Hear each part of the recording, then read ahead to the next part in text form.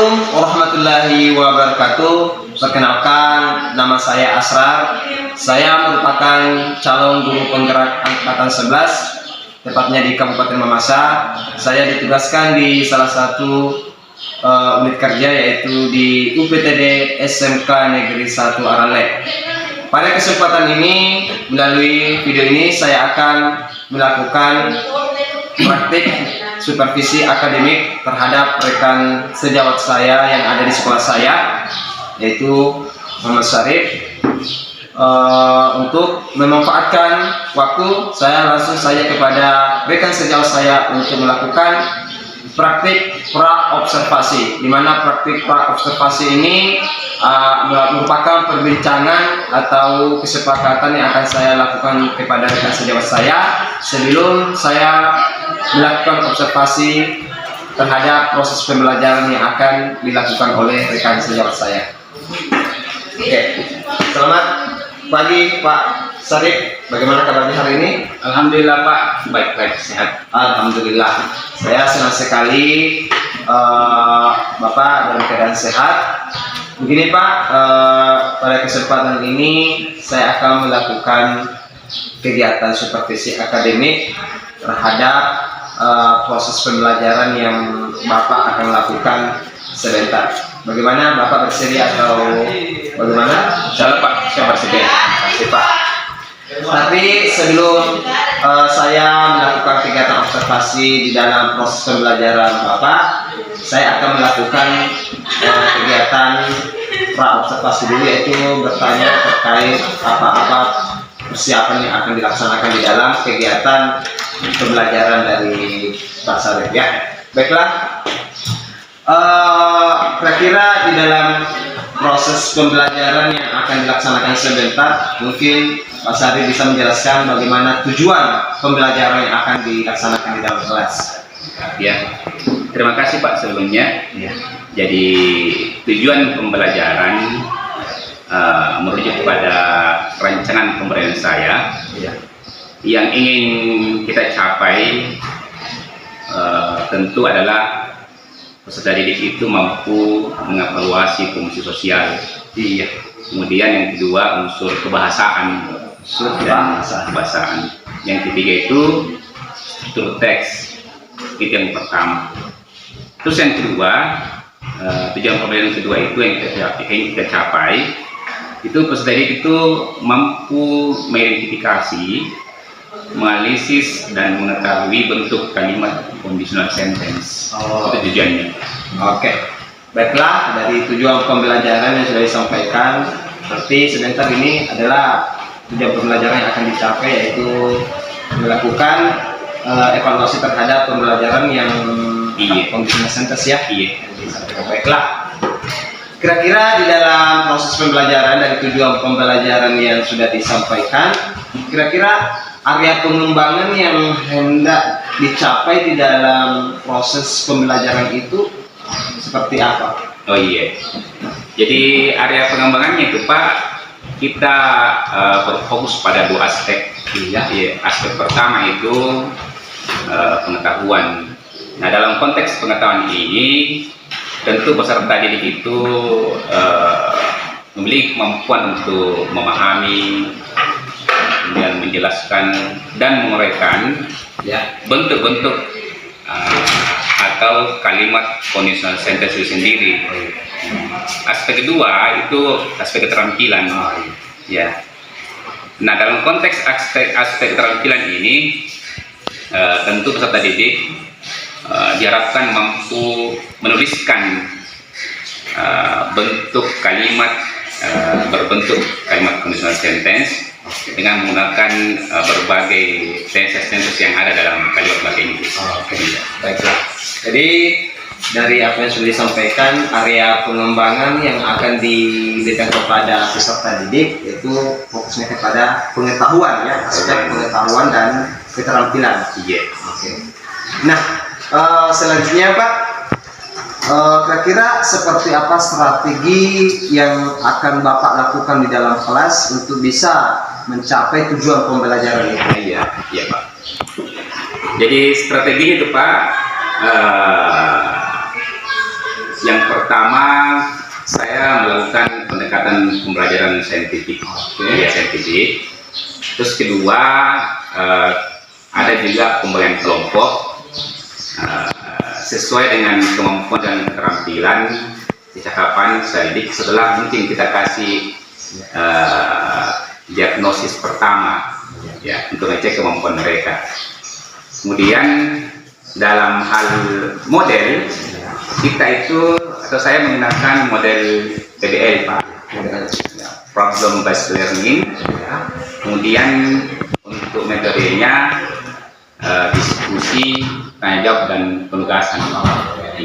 Jadi strategi akan Bapak laksanakan sebentar yaitu menggunakan pendekatan saintifik, ya. Dan tentunya di awal pembelajarannya itu Bapak akan melakukan asesmen awal, ya, untuk mengetahui kemampuan awal peserta didik. Setelah itu Bapak akan melakukan pembelajaran dengan menggunakan model PBL, ya, yaitu dengan menggunakan metode diskusi dan penugasan. Nah, kira-kira seperti apa penilaian yang akan Bapak laksanakan di dalam pembelajaran itu? Bagaimana model penilaian yang akan diberikan kepada peserta didik? Oh, betul. Pertama, melalui penilaian Pak itu kita kasih asesmen diagnostik yang pertama, untuk mengecek kemampuan awal. Kedua, saya akan beri Soal-soal mungkin, ya, semacam LKPD. Ya. LKPD, ya, lembar kegiatan peserta didik. Saya kira ini yang paling inti, LKPD. Jadi penilaiannya itu adalah memberikan soal dalam bentuk LKPD, ya, Pak? LKPD, ya. Luar biasa. Oke, baiklah, saya rasa cukup, ya. Ini di dalam kegiatan praobservasi ini, saya sudah mengetahui bagaimana progresnya nanti di dalam proses pembelajaran Bapak. Nah, nanti setelah ini, Pak, saya akan masuk ke dalam ruangan Bapak, di dalam ruangan kelas tempat Bapak mengajar. Dan saya akan mengamati dari apa yang sudah disampaikan tadi, mulai dari tujuan pembelajarannya bagaimana, bagaimana langkah-langkah pembelajarannya, model pembelajaran yang digunakan, dan bagaimana model penilaiannya. Itu akan saya observasi sebentar, Pak, dan saya akan amati. Oke, baiklah, Pak, terima kasih atas kesempatannya pada hari ini. Jadi sebentar kita akan melakukan kegiatan proses pembelajaran dan saya akan melakukan observasi. Oke, siap ya, Pak? Siap. Soal itu saya ucapkan terima kasih atas waktunya. Terima kasih, Pak. Ya, sama-sama, Pak.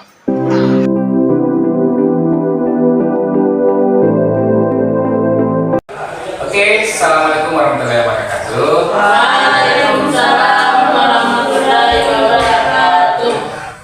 Thank you very much for your coming today. Of course, we are gratitude to Allah Subhanahu wa Ta'ala who has given us the opportunity so we can attend in this happy condition and situation. Assalamualaikum warahmatullahi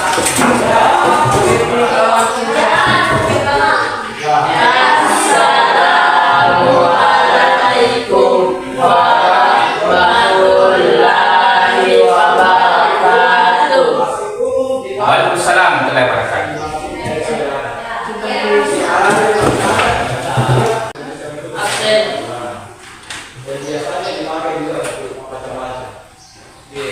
Ririn, Present, sir. Dirgahayu. Present, sir. Santai mana? Apa materi kita minggu lalu? Minggu lalu materinya apa? Kasual SMP. Tentang apa? Depan dan belakang sebab akibat. Oke, cause and effect, right? Materi kita itu kalau kemarin cause and effect, sebab akibat asesmen diagnostiknya. Asesmen diagnostik ini untuk melihat dulu sejauh mana kalian paham tentang pengantar penyelesaian tes ini. Terus namanya ini ada asesmen diagnostik, ya. Ini mengecoh dia pertanyaannya. Silakan isi, ada 5 pertanyaan. ACC domestik. Ada yang lapangan lebih di luar. Sini guys, sini guys, kali tiga ya. Kasih aneh meja aku, kamu. Ya.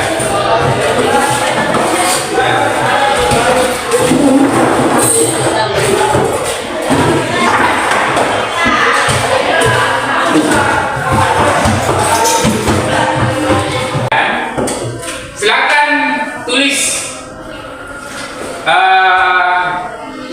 cari fungsi sosialnya, concern sentence, terus struktur teksnya cari, terus unsur kebahasaannya juga dicari. Nanti kita presentasi satu-satu, mewakili teman satu step kalau pernah di situ proses. Bisa dipaham? Bisa? Oke, terus cepat 2 menit. Cari conditional sentence-nya, cari fungsi sosialnya, terus struktur tesnya dan struktur bahasanya.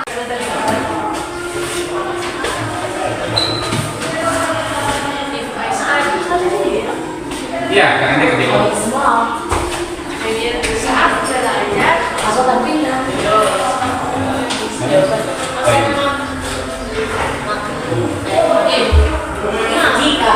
Ini wajib. Fungsi sosialnya adalah menyatakan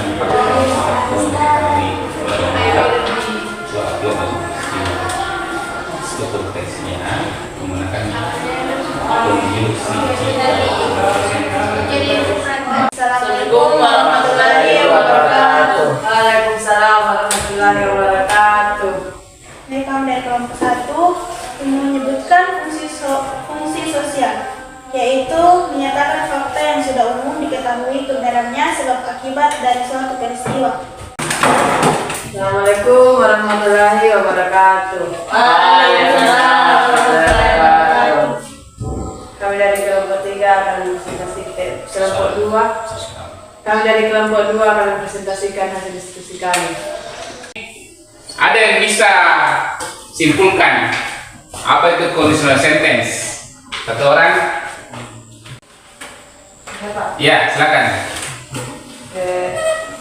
Yaitu simple present. Conditional sentence yang tadi.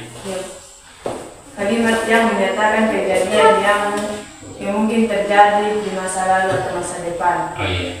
Oke. Jadi Attention please. Stand up please. Raising to our teacher. you're welcome.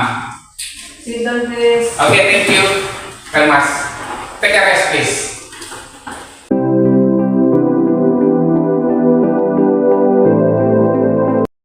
Assalamualaikum Pak, selamat pagi Pak. Bagaimana kabarnya hari ini?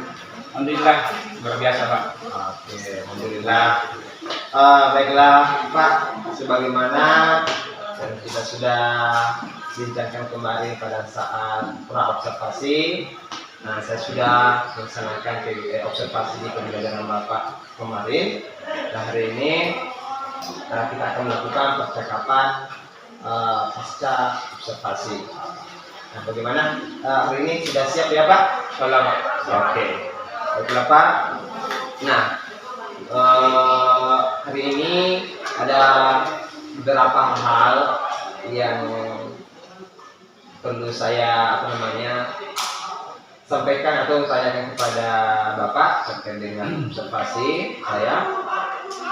Nah, pertanyaan yang pertama adalah kira-kira bagaimana perasaan Bapak kemarin ketika Bapak dalam melaksanakan pembelajaran di dalam kelas? Oh, iya.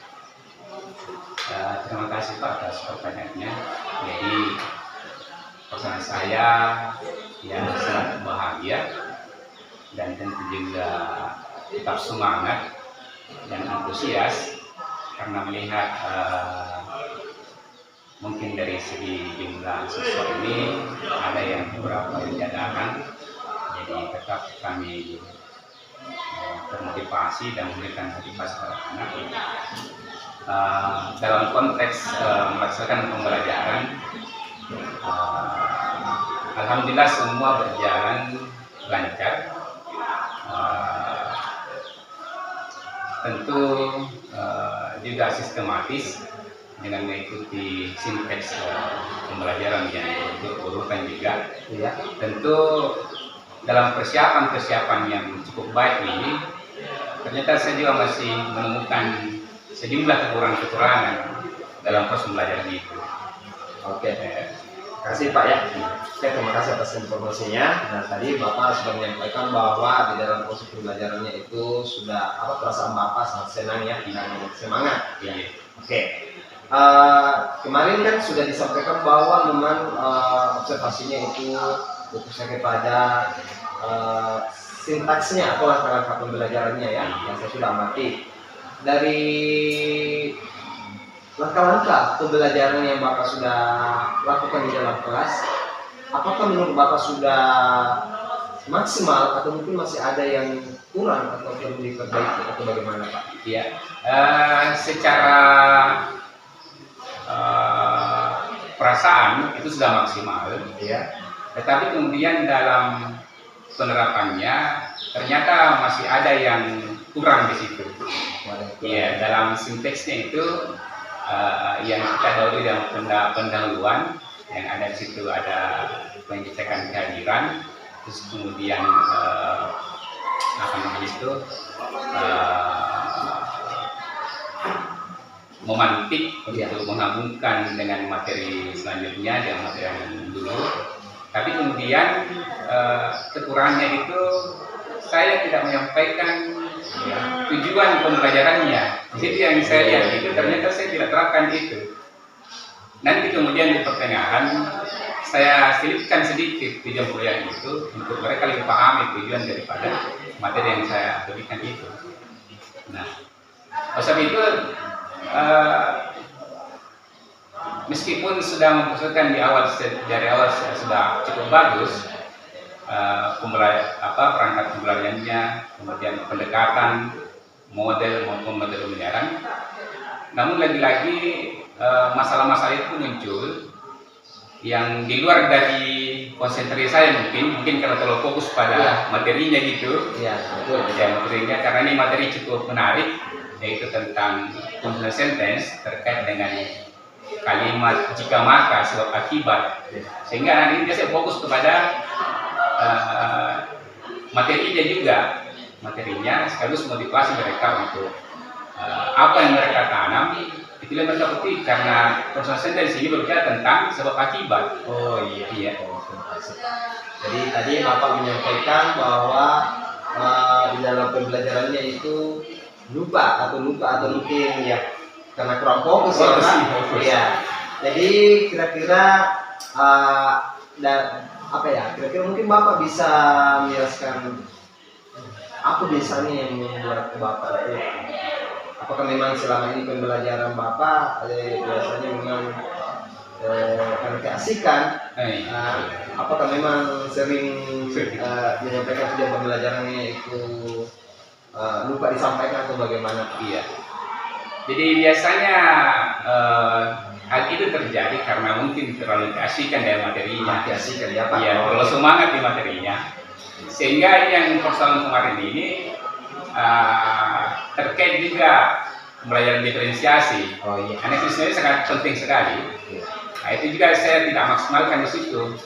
Karena mungkin secara teoretik memang kita sering mendengar dan saya sudah membaca, tapi kemudian dalam penerapannya itu memang butuh penyesuaian, butuh belajar lebih banyak lagi. Iya. Oke, makasih Pak. Jadi kira-kira menurut Bapak agar semua langkah-langkah di dalam perangkatnya Bapak, misalnya dari pendahuluan ya di dalam PPP-nya misalnya itu, kira-kira menurut Bapak bagaimana seharusnya apa yang harus dilakukan supaya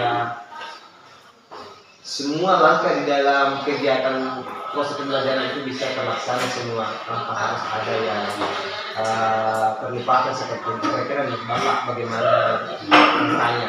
Oh iya. Langkah-langkahnya tentu persiapan makan. Ya. Kedua, memang butuh konsentrasi tinggi untuk selalu fokus pada setiap langkah-langkah yang kita jalankan. Nah, Kemudian tentu juga penerapan budaya positif selalu kita terapkan ya, dalam pembelajaran. Bagaimana murid itu merasa nyaman, ya, tidak terintimidasi karena pembelajaran ini harusnya menyenangkan. Ini yang perlu tingkatkan. Kemudian keefektifan pembelajaran belajar itu menekankan pada kemampuan komunikasi antara siswa. Ini antara siswa ini yang harus ditingkatkan komunikasinya. Kemudian tentu juga adalah mobilisasi posisi kita dalam memotivasi anak-anak itu. Selaku pendidik memang perlu mencari tahu apa yang anak-anak kerjakan. Ya, jadi fungsi pemantauan ini, fungsi kita ini dalam pembelajaran dan tentu juga sesuai dengan minat dan kemampuan anak-anak ini. Oke, terima kasih Pak. Jadi Bapak sudah menyampaikan bahwa memang langkah yang bisa Bapak lakukan adalah konsentrasi penuh ya. Penuh. Konsentrasi penuh. Mungkin tidak ada mungkin gangguan juga dari luar, Iya. yang mengganggu ya. Oke. Oke, kalau begitu Pak, mungkin Bapak bisa menerapkan itu ya ke depannya. Kalau misalnya nih ya, saya Bapak memberikan penilaian kepada kualitas mengajar Bapak ini yang Bapak sudah laksanakan kemarin. Seandainya mau dinilai Pak dari angka 1 sampai 10 misalnya ya, kira-kira pembelajaran yang Bapak sudah laksanakan itu kualitasnya itu sudah ada di angka berapa misalnya kalau Bapak ingin menilai? Iya. Kalau rendah tidak juga, kalau tinggi tidak juga. Sepertinya dia di poin 7. Begitu ya? Iya. Sudah lumayan itu Pak ya, begitu ya. Oke, luar biasa Pak. Nah, untuk bisa menaikkan poin 7 ini menjadi poin ke-8, mungkin ada mungkin langkah-langkah yang Bapak bisa lakukan ke depan seperti apa? Iya, Pak.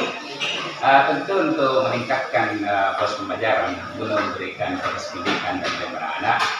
Yang pertama yang saya harus lakukan ya tentu adalah meningkatkan kompetensi.